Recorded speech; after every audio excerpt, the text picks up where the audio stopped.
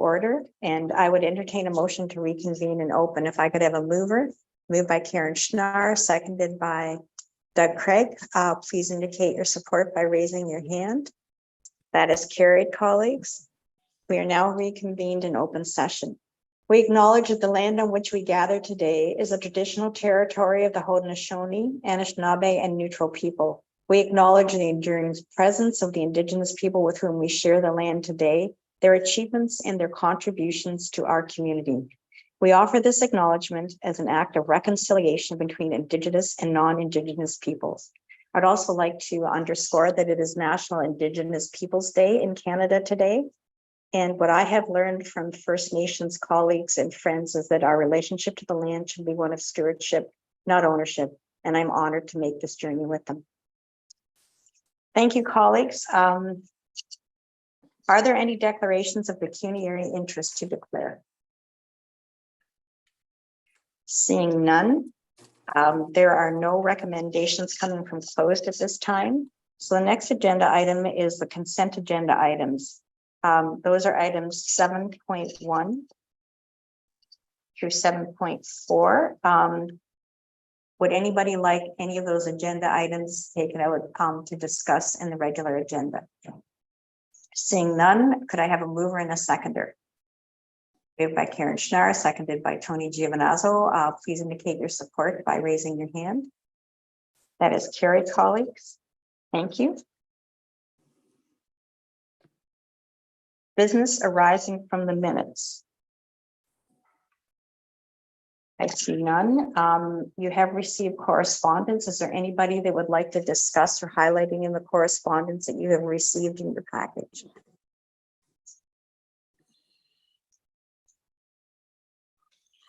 I have no police services reports listed.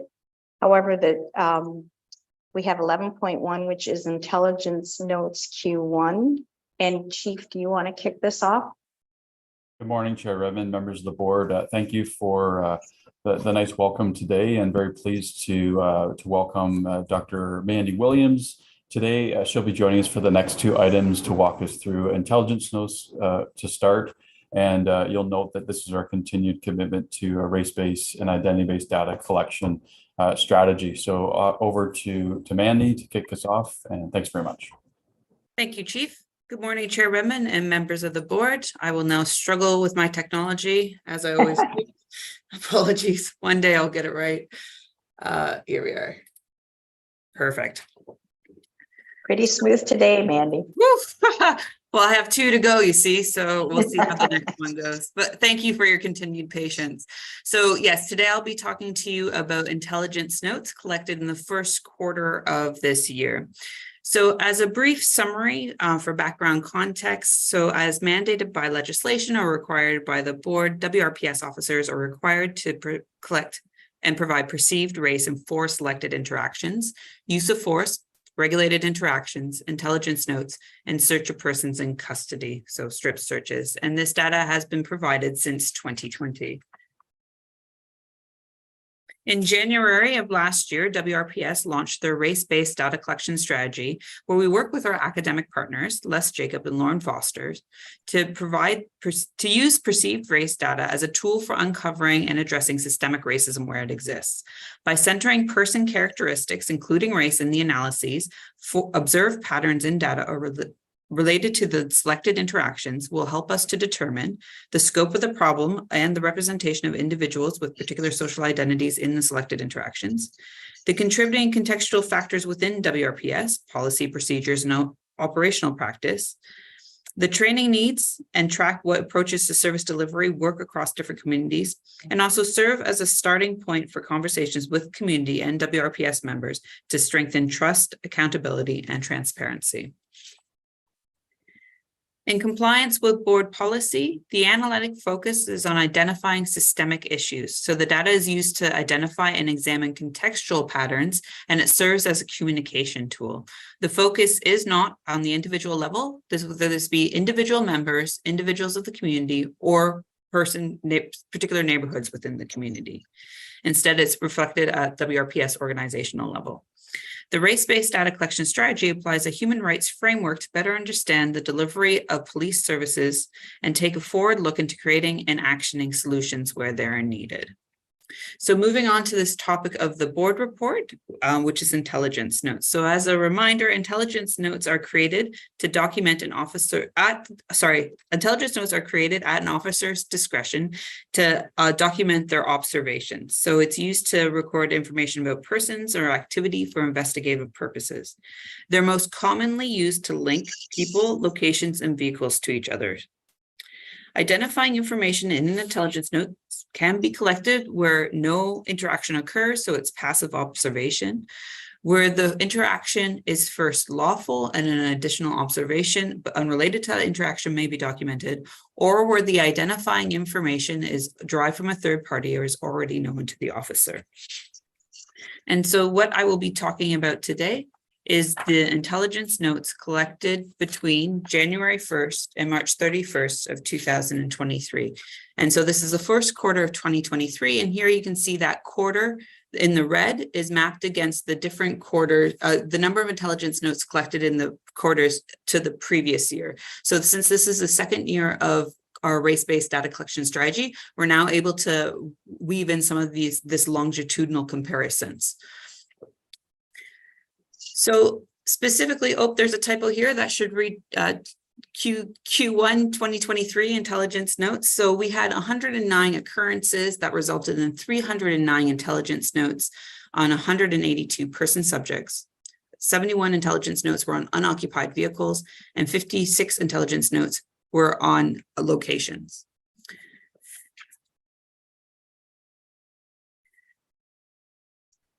So in line with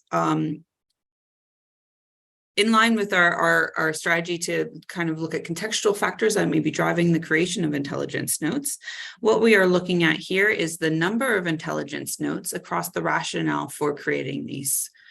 And so as you can see, the majority of intelligence notes were created for the purpose of documenting association. So that's that far left bar there. And the intelligence notes were most secondly created for the purpose of drugs and drug trafficking.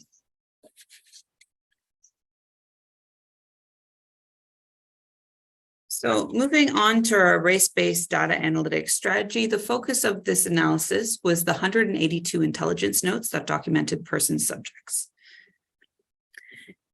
In line with the Ontario data standards for the identification and monitoring of systemic racism, there are two different analytical approaches that can be used for identification purposes. First is racial disproportion. And here the proportion of racialized individuals within police data are compared to the residential population proportions. The assumption underlying this comparison is that everyone in the population has an equal chance of being included in an intelligence notes. But intelligence notes are not created to capture information about people on a random basis. And so everybody doesn't have an equal likelihood of being captured in an intelligence notes. And in line with the sector and our academic partnership, what we're moving towards is examining disparities. So when we examine disparities, what we're asking is, within policing data, are groups represented differently? For both, values under one indicate underrepresentation, and we use one, and values over one indicate overrepresentation, and we use the critical cutoff as 1.5 as identifying areas that need further attention. As always, ratios based on small numbers need to be treated with caution because the addition or removal of a few cases can drastically alter the effects. So moving on to the contextual information, contextual analysis with person characteristics. So what we're looking at here is the percentage. So the blue bar indicates the percentage of age category on the x-axis in the intelligence notes, and the gray bar indicates the percentage of the residential population. So here what we see is an overrepresentation of individuals who are aged 18 to to 39, because that blue bar proportion in intelligence notes is greater than the gray bar proportion in the residential population. We also see that those two blue bars are higher than any of the other age category blue bars. So we see in the first quarter of 2023, we see an overrepresentation of individuals aged 18 to 39 years. Moving on to gender, again, we have the blue bars represent the proportion of gender, female and male in intelligence notes against the gray bars, which is the proportion in the residential population. And again, we see the overrepresentation of men, and this is for both in comparison to the residential population and in comparison to women. So in both the disproportion and the disparity indices. And so when we move on to perceived race, again, the gray bars represent the proportion of the local population and based on the census data, and the blue bars represent the proportion of individuals in intelligence notes. And for this person characteristic, different patterns emerge based on the indices used. So we have no evidence of disparity. So when comparing the racialized group to the white group, right, so the white's on the far right there, we see that the white blue bar is greater than all the other blue bars. However, when we benchmark to the residential population, we do see disproportion. So we have an overrepresentation of Black and Middle Eastern individuals in intelligence notes in Q1 2023.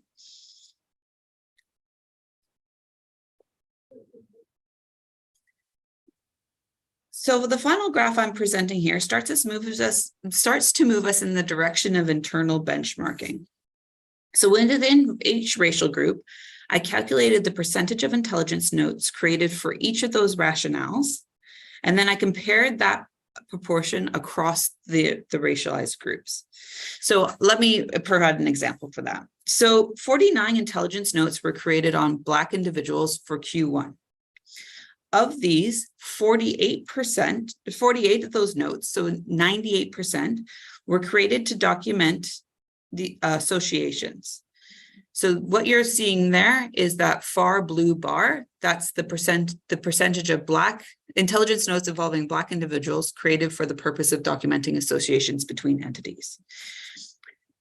The red bar, the white, represents the 101 intelligence notes created on white individuals in Q1. And of these, 94, so that's 93%, were created to document associations. So that's what we're looking at. It's the proportion of notes created within race, by race.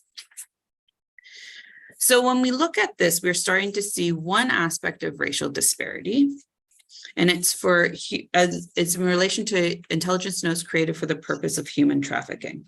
So of the 49 intelligence notes involving Black person subjects, 8 of these, or 16%, were related to human trafficking, as compared to 5 of these, so 5% involving white person subjects.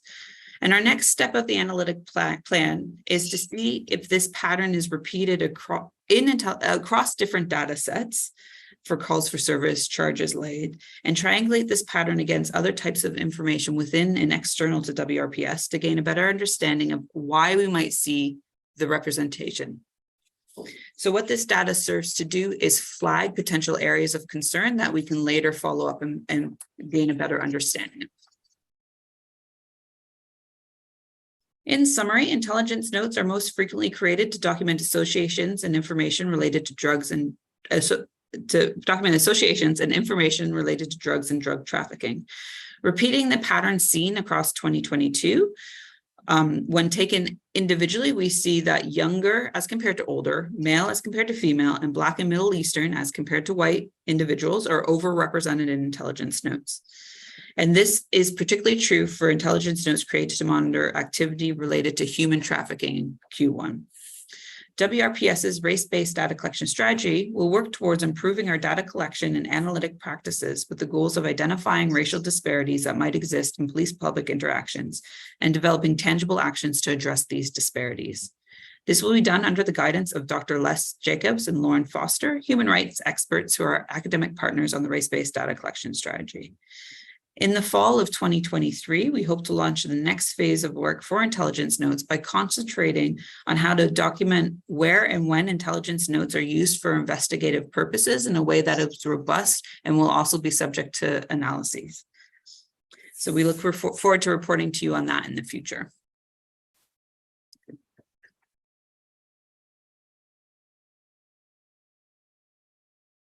Thank you very much for that presentation. Are there any questions or comments from Karen Quigley-Hobbs? All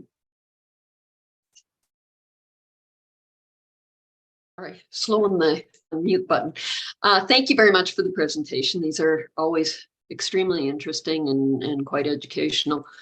Wondering if you could give me an idea of the difference between definition of association as a category versus gangs.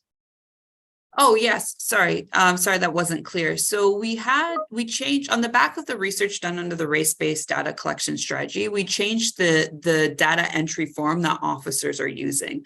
And under that form, there's now 3 new, and that graph with all the associations, human trafficking, drug trafficking, that's information supplied by officers to identify the purpose for which they're creating the information. So that's categorical information.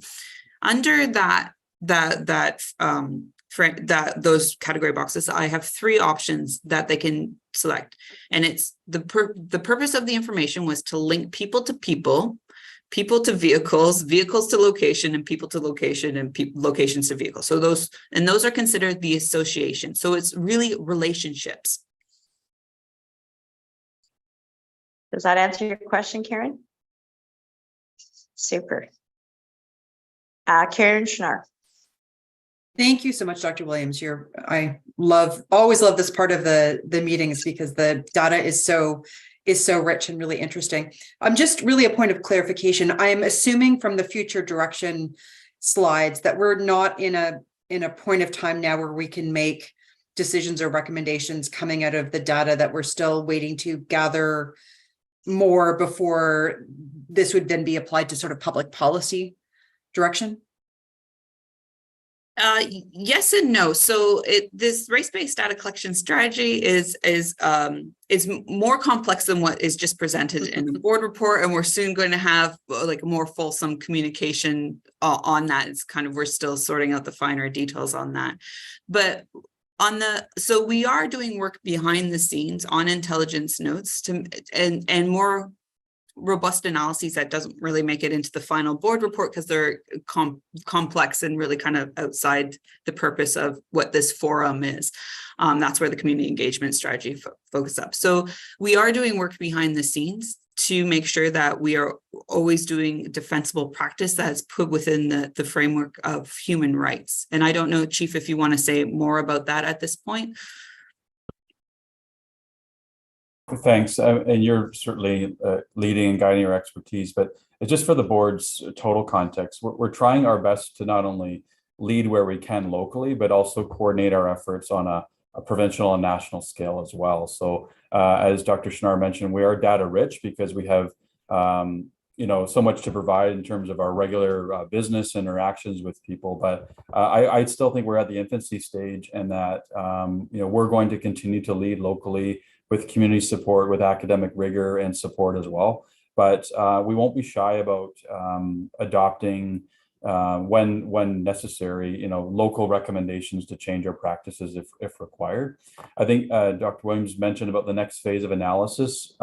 You'll see in the next use of force presentation where we've broken out every single interaction, so people can see the behavior, the response by officers, the danger or the weapons that they were facing. We plan to do something similar with intelligence notes where we can actually break out for people to understand, what does this actually mean? What are officers observing? Why are they making an observation? Why are we documenting it? And how does this feed into building linkages that lead to hopefully solving crime, building a safer community, but doing it with that human rights framework. So any unconscious or conscious bias or systemic practices that we can change, alter, or better inform what we need to do. It's in total transparency. So my last comment on this, and I might bring it back to Mandy, is to say we last presented this last week in Kingston. So Mandy and Inspector Mike Kent presented this at the Ontario Association of Chiefs of Police conference to show our work on intelligence notes. And I'm not shy to champion when we are leading, but I would say that we're a standalone right now on providing not only this level of analysis for the work that we're doing, but also doing it in such a public and transparent way. And it's that balance of the community expecting us to do traditional police work, like gathering information to solve crime, and to bring an awareness of locations, vehicles, organized crime activity, but also that balance of doing it in the total awareness and the consent of our community and how we do it. So that's my general commentary. Mandy, do you have anything to add? Nope.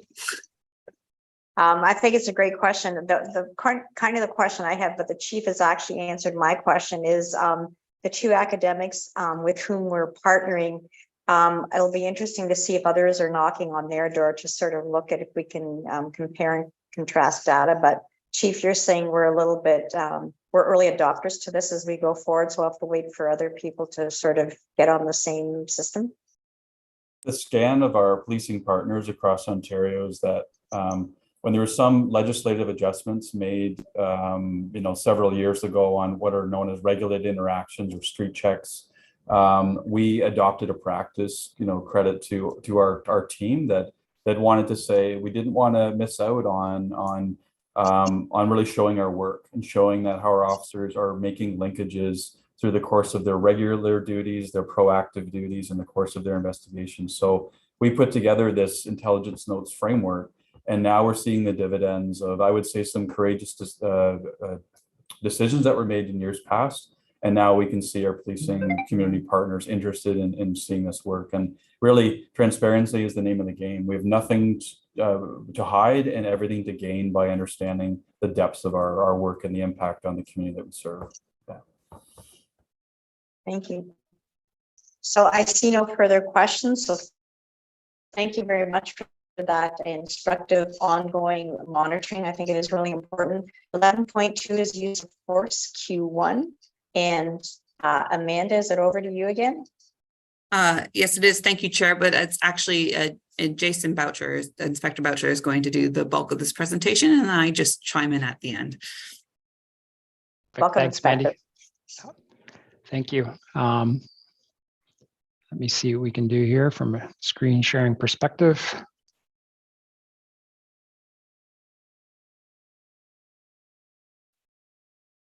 2 for 2. You're on a I roll. think that worked. Yes. Well, good morning, Chair Redmond, members of the board. Beginning this year, Strategic Services has assumed primary authorship of this report in keeping with our race-based data collection strategy. You'll recall that the last time we presented this report, we informed you that the ministry was in the process of changing the report and has since done so. We began using this revised report, referred to in this board report as the modernized use of force report, beginning January 1st of this year. While this report does provide significantly more data for analysis, there are some data fields which do not yet carry over, such as officer injuries. These will be corrected over time. This report presents data from the first quarter of 2023. Recall that a reportable incident are those which require use of force report either by legislation or our internal procedure. As well, there are 2 types of reports, individual reports and team reports, the latter being applicable only to the emergency response team for team operations. With the revised use of force reporting, however, when the actions of an officer on the team report meet the threshold of a use of force report, this officer is also required to complete an individual use of force report. So while providing greater detail, it does change the data which is collected, making comparisons to past periods a bit more difficult. Use of force incidents for this quarter were down from Q4 of 2022 at 76 versus 88. Recall that a change in procedure from 2019 to 2020, clarifying the need to complete a use of force report each time a conducted energy weapon was withdrawn from the holster, resulted in a marked increase of use of force reported incidents between those years. Use of force reports fell as well from 143 to 128. During this time, however, occurrences rose from 81,832 to 88,598, as did arrests from 3,387 to 3,605. You may note here that the pie chart from previous reports is absent. The revised reporting form did not include the information as to how these calls were collected. Thus, we have amended our internal reporting system to include this for you in future reports. This slide provides an analysis of what call types resulted in interventions involving reportable incidents for the first quarter of 2023. You'll note a change in this slide, including its format and categories. This is a result of the data now being pulled from the revised use of force report rather than the CAD data, which we had previously used. The categories are defined by a pick list from the report itself. You will note, however, that the category weapons, previously referred to as dangerous weapons, continues to be the predominant driver of use of force related incidents. It is important to view this table in conjunction with Appendix C. In doing so, you will note that call types other than those categorized as weapons calls can and often do include weapons. In other words, the call classification should not be used to determine if a weapon was present or not. This table summarizes use of force options utilized excluding conducted energy weapons, which we will see in the next slide. In this quarter, officers did not discharge their handguns and there were no canine deployments, which met the reporting threshold. Outside of the humane dispatch of animals, carbine rifles have not been discharged by our officers since their introduction. One item which does stand out here is the increase in firearms pointed from 16 to 50 in this quarter. We are unsure at this time as to the cause of this, including whether this is an artifact of the new reporting mechanism or is a function of the circumstances presented in this quarter. For instance, the execution of warrants can impact this category significantly. We will be monitoring this number over time. This slide provides a breakdown of conducted energy weapon use. Conducted energy weapon use has remained consistent this quarter versus last, and the conducted energy weapon continues to demonstrate its effectiveness at de-escalating a situation simply through its display. Recall that a procedural change in 2020, classifying any CEW probe deployment requiring Region of Waterloo paramedic services to attend and remove probes, is considered a minor injury for the purposes of reporting. That, if you look at the categories here, in 2019, we had 5 minor injuries. That increased to 38 in 2022, and that was the effect of this change. Minor injuries to subjects decreased from 8 to 5 this quarter, while major injuries increased from 0 to 1. As stated previously, officer injuries have not been captured in the revised form. We hope that this will be addressed by the next quarter's report. As you know, beginning in 2020, the province of Ontario required the reporting of officer perception of subject race and provided the race-based categories by which this would be done. Because of the challenges that we identified in using use of force report to collect data of this type, our services made the decision to provide raw data in Appendix C in our report to the board. This appendix provides a summary of the subject's perceived race, how the call was generated, the type of occurrence, along with a short synopsis of the circumstances. The subject's profile behavior upon which the choice of intervention response was based, along with the response of the officer. My apologies, I skipped ahead a slide there. This is a new slide added this quarter, which illustrates the percentages of subjects by perceived race who are involved in use of force incidents relative to regional population demographics for the first quarter of 2023. Quarterly data is insufficient to provide more robust race-based analysis. As this data set increases over the year, additional analysis such as what was presented to you last quarter will be presented again. In conclusion, despite the frequency of interactions with members of our community, very few, or approximately 0.1%, resulted in reportable incidents. Injuries to both subjects and officers are occurring during these incidents remain very low. De-escalation training has been effective and will continue to be the cornerstone of officer intervention training. And beginning in January of this year, Ontario has mandated a modernized use of force report that will continue to be a valuable tool for analyzing officer action while at the same time addressing some of the deficiencies that previously limited more comprehensive data analysis. Before I open it up to questions, I wanted to let you know that this will be my final use of force report to the board before I turn it over to Inspector Shamal Isaacs, who has assumed the role of Inspector of Training Education as I've moved on to another role within the service. I just wanted to take some time to thank you for your time and attention and thoughtful questions over the last 3 years. It's been a pleasure working with you. Thank you very much, Inspector Boucher. And I have to say, I think that it's an outstanding illustration of the leadership and the talent within our organization, that people continue to move up and around through the ranks. So thank you for all your hard work in this portfolio. We welcome your successor, and I'll go to Ian with a question. Thank you, and through you, Chair Redmond. What did strike me in the figure 1 of the use of force options was the huge increase in the first quarter, which would really point, if it's consistent, that would be a huge increase year over year on the total aggregate. The use of force training or session that we went through was very useful to kind of understand some of those complexities, and the notion that only 0.1% of all interactions produce that is important to note. But I think one of the things in the short term, you said you'd monitor that increase certainly in the first quarter over time. Is there an opportunity or a way of even anecdotally kind of drilling into that number to see what that might be? I mean, I understand we want to have trends over time. I would be astounded if you weren't, that wasn't a question that gets asked in the short term, that I don't think we want to wait for a trend line to emerge.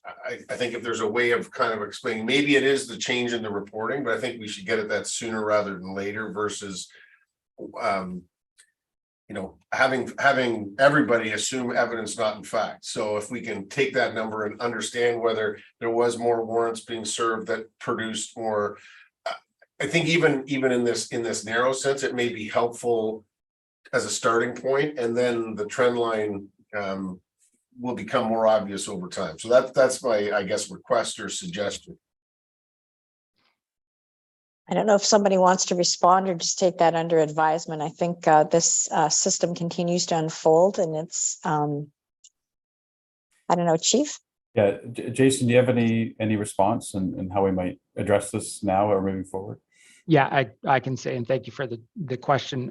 It is being looked at currently as well too. I mean, fortunately, we have some pretty detailed data from that, and we can deconstruct what we've got and look back over the last quarter and try to make some determinations around that. But your point is noted, and we won't be waiting till the next quarter in order to come up with some answers to that. Thank you for that. Any further questions? So again, I think this is really important data. I appreciate your bringing it forward. And with that, the next agenda item is external sexual assault investigation reviews 2022-2023. Chief, do you, one of the deputies, want to introduce this, or should we just go straight to Inspector Mancuso? Sure, I'll just make a comment and just echo your comments and thanks of Inspector Boucher. He's instilled a lot of confidence, he and the team that put the work together. So that there's no mystery, he will be moving to lead our North Division. So the city of Waterloo will be under his command, or is under his command, and there'll be a transfer with Inspector Shamal Isaacs. But I'm going to turn over briefly to Deputy Chief Davis, who will introduce Donna Mancuso and our commitment to the external sexual assault review. Thank you. Great, thanks, Chief, and thanks, Chair Redmond. I am happy to introduce Inspector Donna Mancuso, who is going to be providing the report this month. Just to kind of identify what her role is. Inspector Mancuso is really an independent support person for our external review team. So not only in making sure they have all the information available when they actually need to review each of the cases, but also because she sits in a role independent of the Special Victims Unit, she can then bring those recommendations forward to the unit at the completion of the review for consideration and implementation of any of the recommendations. So without further ado, I will turn it over to Inspector Mancuso for the update this quarter. Thank you, Deputy. Good morning, Chair Redmond, members of the board. I'm going to attempt to share my screen here. Can everybody see that? Perfect, great. Okay, so today I just wanted to give a summary from 2019 to 2023 in regards to our External Sexual Assault Review Committee. Just to give you a bit of background, this was born from a 2017 Globe and Mail article where they found that sexual assaults were underreported and that there was the unfounded reports were a little too high. So out of that, the Sexual Assault Task Force was born. And as a result of that, the external review team was established. The external review team meets quarterly to review all of these cases. Our external review team members, it's important to know that it's the Sexual Assault Support Center, Waterloo Region, YWCA Cambridge, YWCA Kitchener-Waterloo, Women's Crisis Services of Waterloo Region, Shore Center, and West Region Sexual Assault Violence Crown. And it is important to have a Crown in the room, and the remainder are advocacy groups within our own community.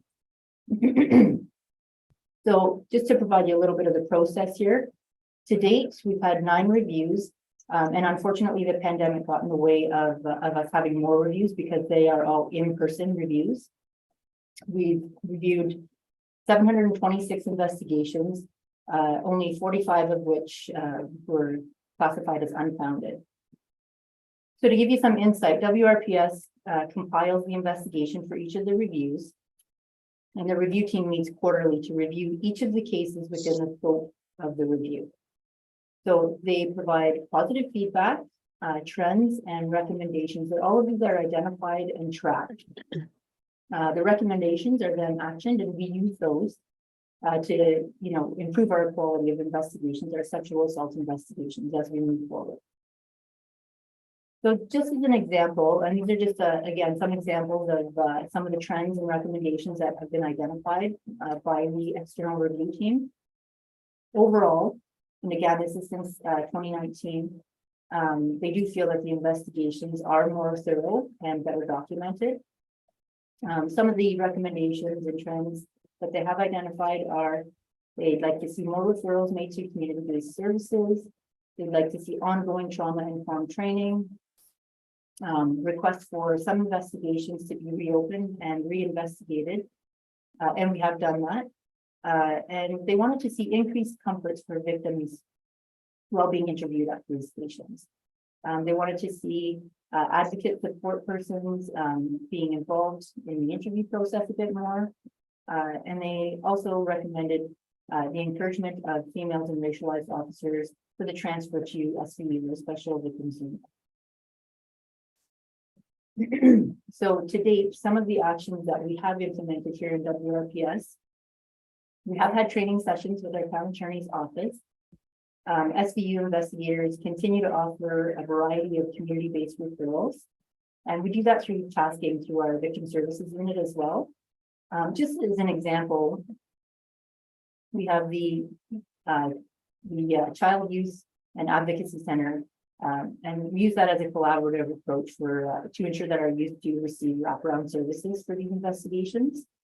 SVU and our frontline members continue to participate in trauma-informed training sessions. However, we have seen, and we do recognize that we need to take more steps in that area, in that direction. So WRPS is working towards an in-house trauma-informed course at this time. In 2019, we did reopen and reinvestigate one of the occurrences. excuse me, and charges have been laid in that occurrence. All victim interview rooms have now been updated within the IS building and Horizon, now Camino. And enhancements to South Division are taking place as we speak. Advocates are welcome during the interview process. And one of the improvements that we're proud of is the St. John Ambulance Therapy Dog Program. So we used this 107 times in 2022 and so far 31 times this year. And our formal transfer process that we have in place for SVU members, their EDI is always involved in that transfer process as well. Some of the resources, information that we offer is we've enhanced our website to make sure that that's available for members of the community. We've been involved in 2 social media campaigns, Help Us Here Waterloo Region campaign, as well as the Healthy Relationships campaign. And those highlight the support and resources that are available to victims and survivors. Just to highlight the next steps, our quarterly reviews will continue. All feasible recommendations will continue to be tracked, implemented, and monitored. And we are committed to the continuous improvement through different enhancements, through process change, training, resources, partnerships, and referrals. And I thought it was really important to highlight, the members of the team themselves. So just to give a picture of who they are. And just to highlight again, WRPS, we're committed to that collaborative approach with our partner agencies and to continue to improve our sexual assault investigations for victims and survivors in our community. I don't know if there's any questions.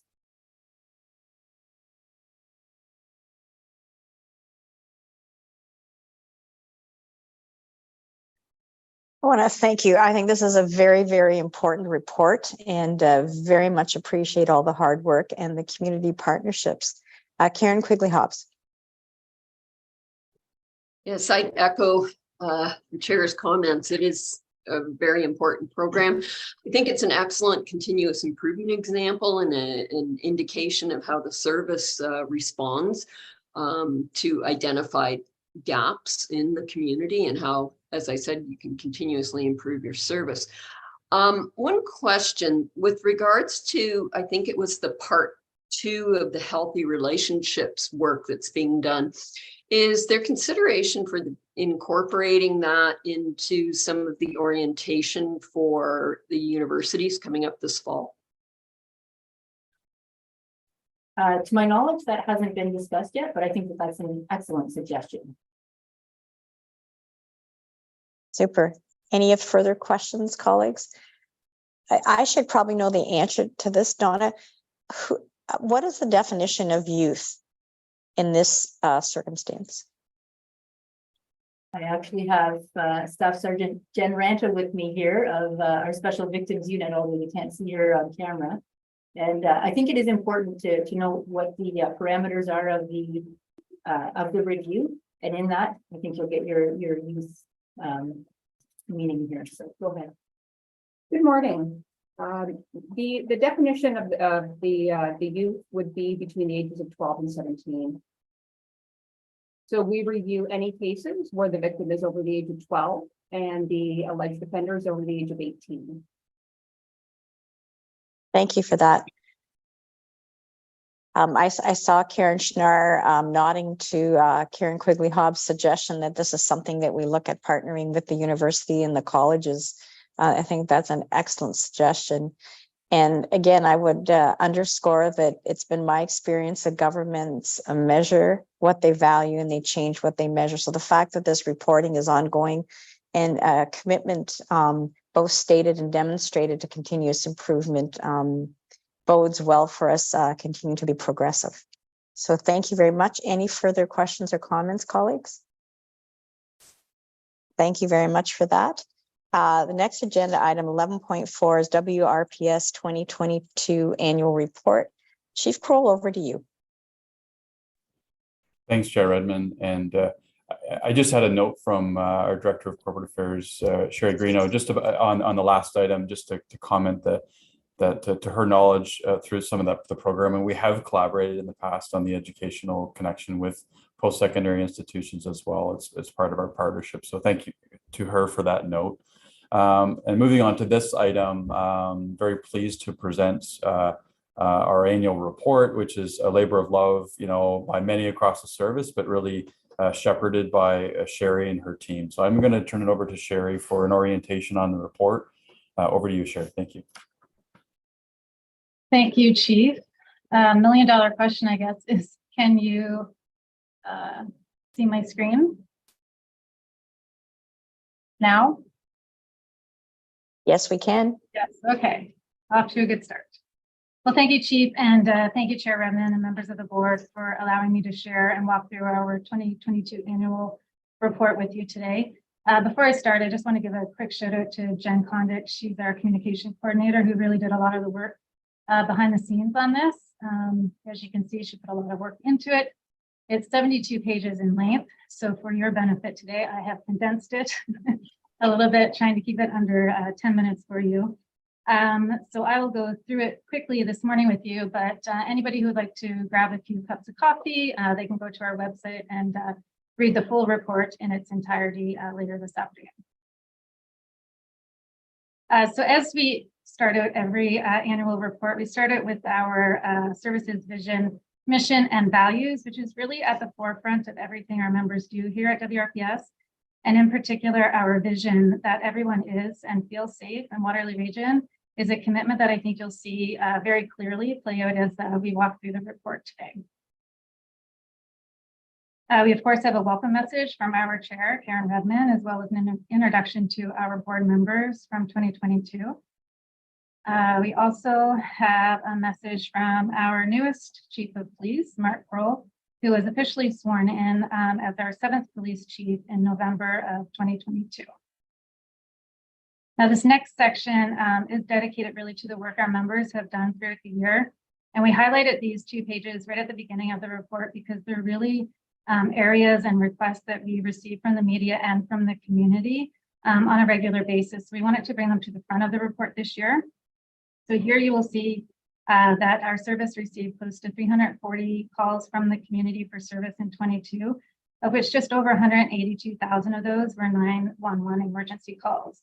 Members also worked to seize more than $5 million worth of controlled substances, and members of our ICE unit viewed 5.4 million images and over 177,000 videos as part of internet child exploitation investigations. 581 firearms and prohibited weapons were also seized and disposed of in 2022. More than 42,000 record checks were completed and 25 shooting investigations conducted. Next, we highlight one of the most important areas of our service, and they are the first contact for anyone in the community who are in need. And these are our call takers and our dispatchers within the communication center. And you'll see from reading these couple of pages here that they received up to 931 calls per day in 2022. Our cybercrime unit had an extremely busy year as well with several investigations, including Project Maverick that you'll read about here. This was a joint project with 27 policing partners across the province that resulted in 168 search warrants and 107 people being arrested. But what's most important here on these 2 pages is out of all of this work, officers were able to identify 61 victims and help refer them to appropriate resources for support. And an additional 60 young children were also identified and provided help and safeguarding. Our drugs and firearm unit also had a busy year with several investigations, including Project Knights. This was an investigation into drug trafficking in the region that resulted in 2 loaded handguns being taken off the street, a baton, bear spray, and a substantial amount of illegal narcotics being seized. And as mentioned earlier, they were able to seize more than $5 million worth of controlled substances and took 581 firearms and prohibited weapons off the streets here in Waterloo region. Our property and financial crime unit is comprised of 3 units: the break, enter, and vehicle theft team, the robbery team, and the organized financial crime team. So you'll see here several stats highlighted, as well as a look into some of the investigations, including Project Bronco, which saw 10 people arrested in connection to vehicle and trailer thefts in Waterloo region. Several items were seized as a result of this investigation, including 22 vehicles, 6 stolen trailers, a sawed-off shotgun, and 150 rounds of ammunition. They also responded to a total of 286 robberies throughout the region, many of which were violent crimes that targeted pharmacies, banks, and cell phone retailers. Intimate Partner Violence Unit is comprised of 3 units as well, who work together to provide service to victims and families in the region. And you will see here that members of the unit received more than 6,000 calls related to domestic violence in 2022. And of obvious concern is that over 1,000 of those were repeat calls. More than 3,800 charges were laid as a result of these investigations. Last year, our Traffic Services Unit focused a lot of their time on initiatives aimed at reducing the impact of the Fatal 4 offenses. These include impaired driving, distracted driving, seatbelt compliance, and speeding. And sadly, in 2022, there were 13 fatal injury collisions that resulted in 15 fatalities. And of these collisions, 46% involved one of the Fatal 4 offenses. The team also conducted commercial motor vehicle enforcement throughout the year, as well as our annual Festive Ride program. You'll see here the results of the Fatal 4 initiatives up to the right there. More than 7,700 speeding infractions, 911 impaired driving, 438 distracted driving, and 378 tickets for failing to wear a seatbelt. We also provide some insight into our major crime unit, which investigates homicides and attempt homicides. In 2022, they investigated 8 homicides and 5 attempt homicides, resulting in 10 arrests and 39 charges. They also investigated a total of 25 shootings in the region. So this is our most popular unit. Of course, it's our K9 unit, which has been in place since 1986. And in 2022, we were proud to welcome Nico to the team. He joined Ranger and Tracker. And Nico received his name after a community contest resulted in over 500 submissions from the community. And his name was chosen to honor WRPS officer Dave Nicholson, who died in 1998 in the line of duty. As a side note, I just want to add here that we currently just ran a new community contest to name one of our newest canines that will be joining our team shortly. I'm not allowed to reveal the name yet, but I can tell you it has connections and roots to Waterloo region. And we really are just so proud of all the community members and the students who submitted creative names for the newest canine that will be joining our service. Next, we highlight our EDI unit and our commitment to reconciliation. We also highlight, of course, the addition of our first civilian EDI manager, Geraldine Stafford, who has been a tremendous resource for the unit, the service, and for the community. We take some time to highlight the great work of our CEW B unit, which consists of 2 separate areas, the Community Engagement Unit and the Direct Action Response Team. These units work to support and engage with community partners, frontline and investigative units, and build community trust while maintaining community safety. Some of you might recognize this person, former Chief Brian Larkin, who retired from the service in June of 2022 after 31 years of service. We wanted to take some time in the annual report to recognize his years of dedication and commitment to WRPS and highlight some of his accomplishments within this report. He was a great community ambassador within the region, and we certainly wish him all the best in his new role as our CMP Deputy Commissioner. And speaking of great community ambassadors, we take a look at some other members who were recognized for their accomplishments in 2022, including former Deputy Chief Shirley Hilton and Deputy Chief Jen Davis, who were presented with a Woman of Distinction Award from the YWCA in Cambridge. This award recognized them for overcoming obstacles and inspiring others with tenacity and dedication to public safety throughout the pandemic. So we receive a lot of notes of appreciation from the public every year here at WRPS. So we wanted to take some time in the annual report to highlight a few of those notes of appreciation, mainly to let the public know that we do read every single one that we get and to let our members know that they are appreciated. We know they do such great work each and every day, so it's nice to have that work acknowledged. So we couldn't do the work that we do here at WRPS without our amazing volunteers, including our auxiliary officers, members of our police force, and members of our ceremonial band. They really are the backbone of many of the events we plan throughout the year, including our Special Olympics torch run, our polar plunge, open houses, and several other ceremonies that we have We're so incredibly thankful for their tireless support and dedication to the service and to the community. Our corporate affairs branch was also busy in 2022, creating several online and in-person campaigns, including one of our most popular, our Post Positive campaign that encourages residents to post positive messages on social media to take a stance against bullying.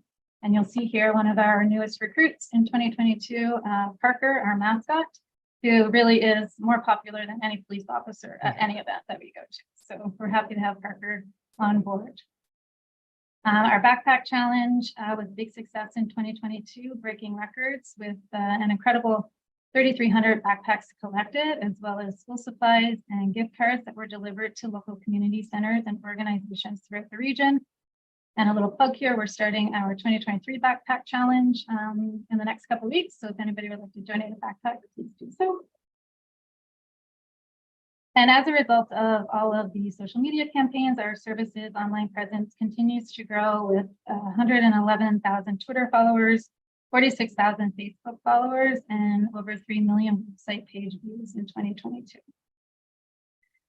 So with the addition of some online reporting stats, some stats on our public complaints, demand on service, occurrences, and citizen-generated calls, that really concludes our 2022 annual report with a shameless plug on the back cover for recruiting. If anybody doesn't know, we are hiring, so please reach out to one of our recruiters, or you can visit our website at joinwrps.ca. So I know this was a very brief overview of the annual report, but like I said, it will be on our website this afternoon if anybody would like to read all 72 pages. Thank you. Thank you, Sherry, for a great overview and lots of good news and great information about the work that I think this board is reminded of on a monthly basis. And we always continue to be in awe of the fantastic work that WRPS does in partnership with our community on behalf of our community. Are there any questions or comments from anybody? Doug? Yes, no, the report's excellent, and it's visually very attractive. I used to say to delegations at Cambridge Council, the councillors love pictures, and the report is just really graphically well set up and very attractive from that perspective. My question really is going out on this. Where does this go? Does it go to all the boards and councils and business associations? Where do you send it to? Do you want me to answer that, Chief? Sure. So we wanted to present it to you, of course, first. So now that that's done, it will be public on our website within the next 10 minutes. We also have an order in to get hard copies that will be sent to all board members, as well as regional and city councilors and community organizations that we partner with. At school boards too? School boards, yeah. Yeah, okay, good. They would fall into the community organization. Yeah, it's very well done. Thank you. Thank you. And I believe there'll be a personal presentation later today to regional council to give them an overview as well by the chief. Yes. Super. Any other questions or comments? Thank you very much, Sherry. Please take our gratitude to you and the team. Anybody who's been involved in this kind of reporting and presentation knows that it's no small feat. So thank you very much for a great product and a lot of really important information for the community to know. Oh, Ian, go ahead. Sorry. Or are you applauding? Oh, he's just clapping. Oh. So getting a standing O from Ian as he sits there. Thank you very much. Thank you very much. Seeing no further questions, the next agenda item is the monthly Chief of Police report, verbal, and over to you, Chief. Thanks, Chairwoman. So I will take this opportunity to present a monthly Chief of Police report, and I will thank Sherry Greeno for that great presentation. And building off of that, very happy to present this report. So just want to confirm you can see the full screen of. Very awesome. So building off of that annual report, just do want to signify, as Chair Redmond mentioned, that we are celebrating Indigenous History Month and also Pride Month. So This is a major commitment for our police service, not only externally, but also internally, is to recognize the legacy and the impact of policing and the relations amongst the Pride community, and acknowledging that today as being National Indigenous Peoples Day. This is a point of reflection and also education and programming for our members, but also a point of connection with our community partners as well, striving to build stronger relationships. And we look forward to that continued work moving forward. So we've had a number of positive initiatives, both internal and external, and we look forward to continuing that work in the years to come. Just highlighting one of many proactive initiatives by our investigative branches. You may have heard in the media about Project Warrior, which was a collaborative investigative undertaking led primarily by our Drugs and Firearms Unit, which did lead to the dramatic seizure of some really concerning weapons. Highlighted on the screen are some visuals of the weapons seized, including 4 handguns, an automatic rifle, ammunition, replica firearms, as well as a vehicle, and other drug trafficking and financial matters related to organized crime. So this is just one example of the dynamic work of our investigative teams, which resulted in significant seizures. A lot of hard work goes on to disrupt, organized crime activity, and it's just one example of the work that our amazing members are doing around the clock, both visually that you see the results, but also behind the scenes as well.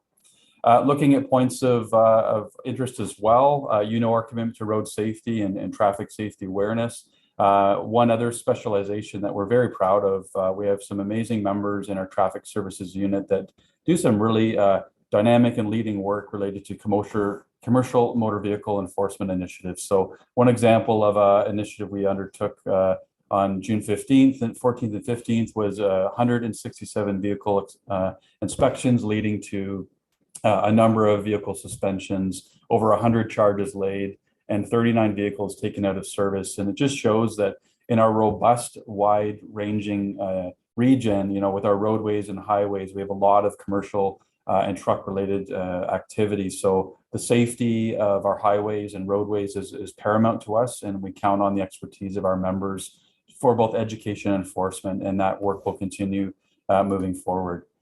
Highlighting some of our community events, there was many. This is a busy time of year heading into the summer, so we hosted an incredible bike rodeo in partnership with many community partners in the city of Kitchener. That was an incredible engagement activity where through partnership with a legal firm and the Brain Injury Awareness Association, gave over 600 helmets to children and families. We hosted our torch run recently, which is the awareness and fundraising for Special Olympics commitment, and also capped off the end of our open house commitment at the very beginning of June in North Division. Continuing on, just some snapshot of other events, really engaging soccer match that we played in the University of Waterloo. Some of our best athletes, building connections with members of our community. Staff Superintendent John Goodman and others leading a program called Bridging the Gap. This is a partnership with the Cambridge Muslim Association, where we're hosting youth in on education and awareness building as well. You'll note the Motorcycle Ride for Dad is supporting prostate cancer fundraising and awareness, and also the Cops and Cowboys event that we hosted in support of the Special Olympics. One other interesting partnership that we had that was highlighted at our recent badge ceremony was the partnership with students at Monsignor Doyle Catholic Secondary School, who enabled some of our canine structures to be built. But through this partnership as well, we've developed some great relationships, and they will be helping to name, as Sherry mentioned, our next one of our canine members joining us soon. So that unveil will be coming. And just highlighting that we had some real leadership brought into the service recently with our Chief for the Day contest, where we had Chief Dara, Deputy Chief Carson and Deputy Chief Mubarak join us. And it was really heartwarming, just tremendous engagement opportunity to bring our junior leadership team into the fold so they could have a full scale orientation for our service and give us a window into the future and our bright future in youth engagement as well. And just want to also highlight, the board will be familiar with our youth and policing program. So last night, members of our leadership team kicked off an engagement event with parents, friends, family of our new and incoming Youth in Policing Initiative students who will be joining us through the course of the next couple months. And in September, we'll look forward to providing a summary of the success of this program, which is not only providing employment opportunities for youth across our organization, but also bridge building and educational forums as well. Very proudly, our executive leadership team attended the Ontario Association of Chiefs of Police Conference in Kingston last week, and very proudly was recognized that Staff Superintendent John Goodman was given this year's OACP Excellence in Leadership Award. And this award signifies an incredible career commitment to community engagement, building strong relationships, and also tireless leadership. And to see him recognized amongst all of his policing peers across the province was heartwarming and very well deserving. So we're so grateful for John. He's the best chief that we've had in the last 2 years. And he also serves as just a tireless role model for so many, myself included, and we're so grateful for his profound leadership and commitment to our community. And so on that note, we're also celebrating many members of our community tomorrow night at our annual award ceremony. It's a joint enterprise where we celebrate members of the community and also our own WRPS members through a variety of their investigation and engagement activities through the course of their duties. So that will be a night to celebrate. We look forward to hosting that event at the Ken Sealing Museum. And that is my monthly report. It's my pleasure to officially welcome Deputy Chief Jen Davis to the table in her first closed and open board meetings today. And look forward, as was mentioned earlier, in joining members of Regional Council this evening to continue the engagement and communication commitments that we've made in presenting our annual report and providing an opportunity for a mid-year update on our police service. So, Chair, that ends my Chief of Police report, subject to any questions or comments. Thank you. Thank you very much, Chief. That was a great whirlwind through. If I can just add my personal accolades to Staff Superintendent Goodman. I got to know him through the community's eyes when he was serving as our interim chief. And we would go to many events as chief, you and the deputies do. And I was just always so impressed with the deep connections and personal connections with John that have forged over the years. And he gave me some ins and outs of eating some culturally diverse food that was very welcome. So really, I would, on behalf of the board, congratulate Staff Superintendent John Goodman for the amazing ways that he continues to forge relationships with our community. Chief, you didn't talk about the event that you and I were at in New Hamburg at the beginning of this month, and it was Love Your Neighborhood Communities, known as LINK. And it was the inauguration of a heritage initiative with wraparound supportive community services and affordable housing in New Hamburg. And part of that process, some of members of the board who were on in the last board will remember that there was a WRPS facility there that was part of that footprint going forward. It was a great event. And again, it was wonderful to hear of the connections and the positive change that WRPS has made to many of the people that were looking at this initiative. So it was a very good news event and great to be there. Chief, I also understand that you took on another hat as well as being, is it Vice President of OACP? Yes, Chair. I've joined by invitation as a vice president, several vice presidents on the OACP executive board. So it's a good opportunity to represent our interests, but also to contribute to policing in Ontario. And so proudly taking on that role with the support of our executive team. And although I'm new to this forum, it's a legacy of continued commitment to the OACP. So proud to do that on our behalf. Thank you. And again, I'm going to reiterate the strength of this service and the fact that people continue to rise up through the service with the leadership. It's great to welcome Deputy Chief Jen Davis. And I would be remiss if I didn't comment on, this is the last board meeting that we will be supported by Virginia Torrance as a solicitor. She has done a lot of heavy lifting over the last 9.5 years. We wish her well in the next chapter, and she will be missed. But I just really want to commend the comings and goings and how much investment there is by WRPS, both on the uniform side and the civilian side of making sure that we continue to be progressive and meet the needs of the 650,000 people who call Waterloo Region home.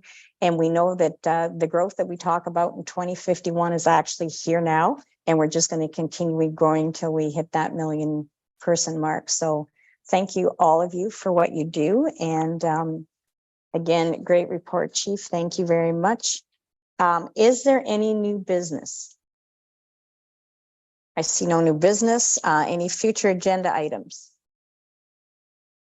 Information items. So before I entertain a motion to adjourn, I would just invite members of the media are welcome to log on if they haven't already, or stay on. And Chief Kroll will be here to answer all of your questions. I will stay on as long as I can in case there's any for the board. Having said that, I will entertain a motion to adjourn. Moved by Ian, seconded by Karen Schnarr. All those in favor? That is carried. Thank you, colleagues. Great meeting. Karen Schnarr, do you